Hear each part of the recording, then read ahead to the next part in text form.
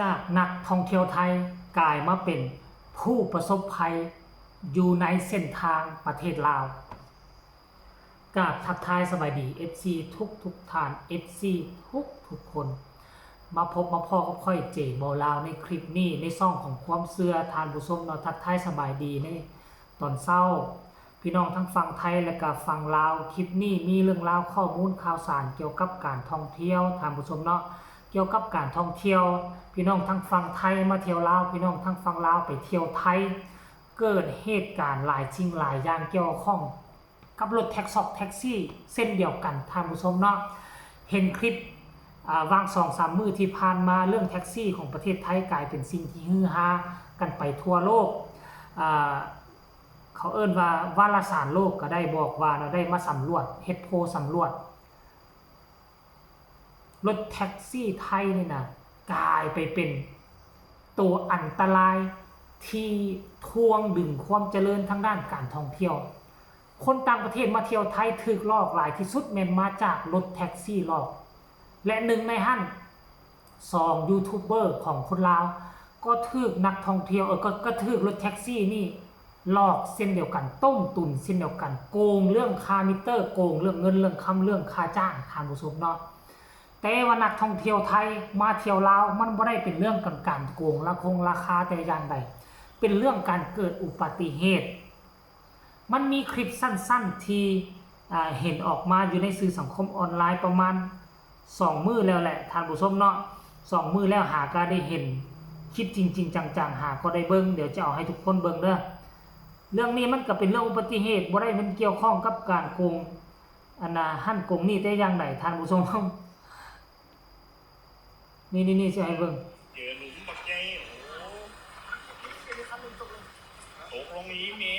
นมาเบิ่งทีมงานเฮาบัดนี้โอ้ยอะไรอยู่เหม็นบัดนี้ป่านนี้เป็นจังไดบ่รู้แต่ว่าผมยังจับไม่อยู่นี่ผมยังรอเพลงได้คือเก่านะ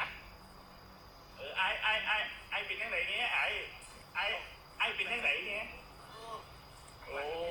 แต่ละคนเนาะตามที่เบิ่งแล้วท่านผู้ชมเนาะตามที่เบิ่งแล้วมันก็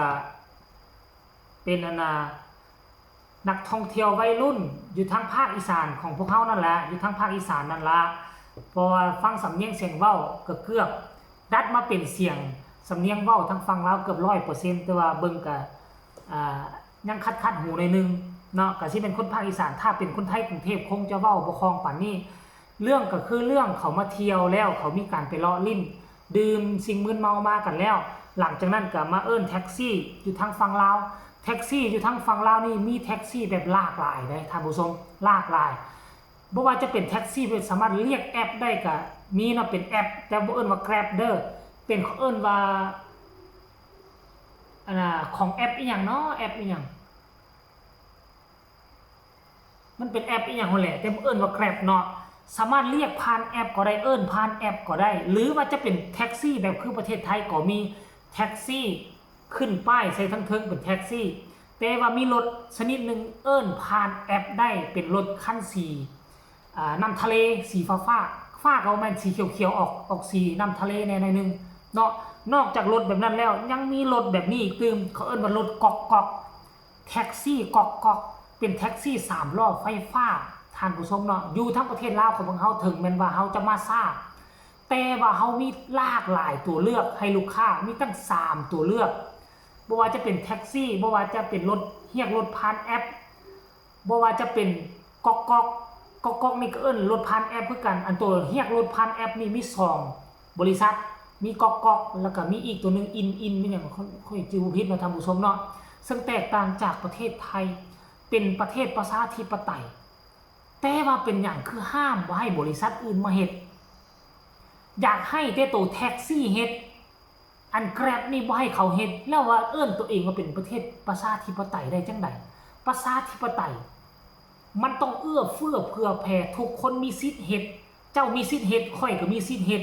แต่เป็นหยังเรื่องนี้มันบ่งบอกถึงว่าประเทศไทยบ่แม่นประชาธิปไตย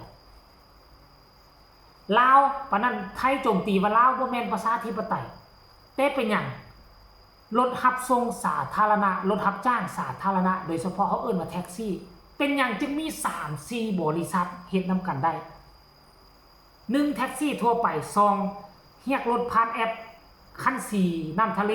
3เรียกรถผ่านแอปซื้อวันรถกอกๆ3บริษัทและยังจะมีอีกบริษัทนึงเป็น 4-5 บริษัทพุ่นน่ะท่านผู้ชมเอ้ยมีให้ประชาชนมีตัวเลือกถ้าอยากถูกก็เลือกเอาถ้าอยากแพงก็เลือกเอาตัวหรูหรามีหลายสั้นตั้งแต่ First Class จน Hot VIP ให้พวกเขาเลือกใส่เลือกชมได้หลังจากเห็นคลิปวิดีโอ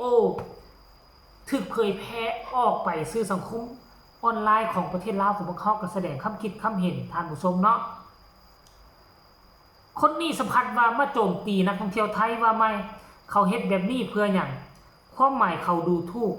ท้าทายประเทศลาวเฮานายและการนำลาวคือกระจอกแท้ว่าซั่นแล้วก็มีคนมาตอบคอมเมนต์นี่ท่านผู้ชมโอ้ยรถเขาตกคุมดีแต่เขาบ่ตุยยังมาว่าเขา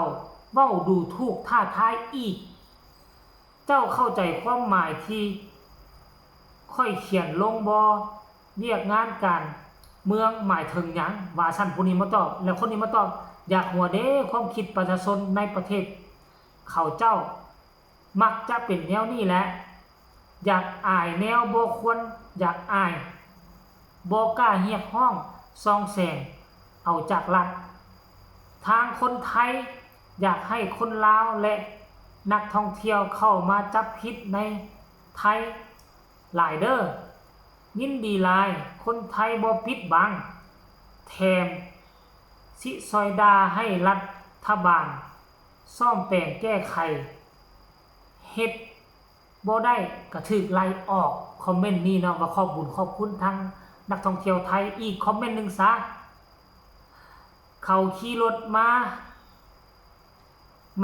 รถตกคุมกลางทางเขากับเพียงถ่ายวิดีโอเหตุการณ์มันก็เป็นความจริงมันก็บ่ได้ผิดไผเด้รถก็จนเปแก้วแวนจนออกมันเป็นอุบัติเหตุย้อนทางเด้ทางขี้ห้ายเด้ควรยอมรับความจริงแล้วมาแก้ไขบ่แม่นสิให้เขาย่องอย่างเดียวเนาะอันนี้คือส่วนหนึ่งของบรรดาความคิดความเห็นของบรรดาประชาชนลาวเนาะบางคนก็ตำหนินักท่องเที่ยวไทยแต่สำหรับข่อยแล้วจะไปนี่ตำหนินักท่องเที่ยวไทยเฮ็ดหยังเจ้าของรถนี่ควรที่จะชดเชยควรที่จะพาเขาไปโรงหมอโดยซ้ำไปคันถ้าเขาได้รับบาดเจ็บรถแบบนี้มันมีประกันภัยอยู่แล้วรถตกขุมก็บ่แม่นตกขุมอยู่กลางทางเป็นทาง3แยกรถจะเลี้ยวเข้าไปแต่รถคันนี้ดันไปเลี้ยวเข้าไปบนวิดขอบทางไปตกใส่ขุมเป็นห้องระบายน้ำอาจจะเลี้ยวผิดไปแล้วไปตกใส่จนเกิดอุบัติเหตุและเฮ็ดให้รถก็เสียหายอย่างหนักดีที่นักท่องเที่ยวไทยเรานี่บ่เจ็บบ่เป็นอย่างไรและบ่เอาความคันถ้าอยู่ประเทศไทยเนี่ยคันเจ็บเป็นเห็นอุ่นเจ้าต้องได้ไปเสียค่าปีนปัวเขาอยู่โรงพยาบาลพุ่นใดการที่เขาถ่ายคลิปออกมานี่มันเป็นเรื่องปกติถ้ามันค่อยๆกระถ่ายคือกันอันนี้คอมเมนต์นี่เป็นร้อยกว่าคอมเมนต์คนที่โจมตีคนไทยมีเพียงแต่คอมเมนต์เดียวอันนี้เราบ่มีความรู้ความสามารถ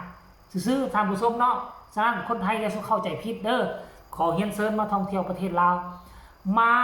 เที่ยวเบิ่งย้อนยุคขณะปัจจุบันนี้ไทยพัฒนาไปไกลแล้วจะไปเบิ่งถนนหนทางแบบ 5-60 ปีหลังมันบ่มีแล้วได้อยู่ประเทศไทยเพราะฉะนั้นเข้ามาท่องเที่ยวอยู่ทางลาวมาขี่เส้นทางวิบากอยู่ในนครหลวงเวียงจันทน์ลองเบิ่งแล้วพวกเจ้าจะมีความสุขดังที่พวกเจ้าจะย้อนเข้าไป50 ปี40 ปีหลังท่านผู้ชมนะคลิปนี้เอามาฝากเอามาต้อน FC แฟนคลับทั้ง2ฝั่งโขงเอาไว้เพียงสำนี้ฝากทุกคนกดไลค์กดแชร์กดติดตามเพื่อจะบ่พลาดในคลิปต่อไปที่สำคัญจะกดข้ามโฆษณาพบกันใหม่ในคลิปหน้าสำหรับคลิปนี้สบายดี